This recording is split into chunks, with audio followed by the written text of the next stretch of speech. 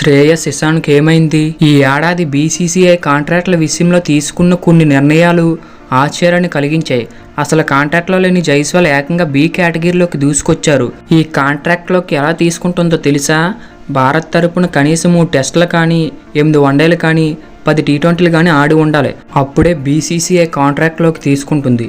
ఈ కాంట్రాక్ట్లో A+7 కోట్లు, A 5 కోట్లు, B 3 కోట్లు, C కోటి అని 4 గ్రేడ్లు ఉంటాయి.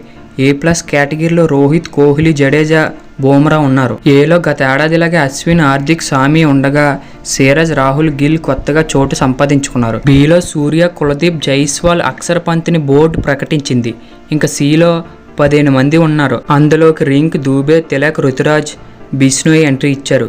గ్రేడ్ బిలోని శ్రేయస్ అయ్యర్, సిలోని ఇషాన్ కిషాన్ డొమెస్టిక్ క్రికెట్ ఆడకుండా తప్పించుకున్నారని క్రమశిక్షణ రహితం కింద కాంట్రాక్ట్ నుండి తప్పించారు.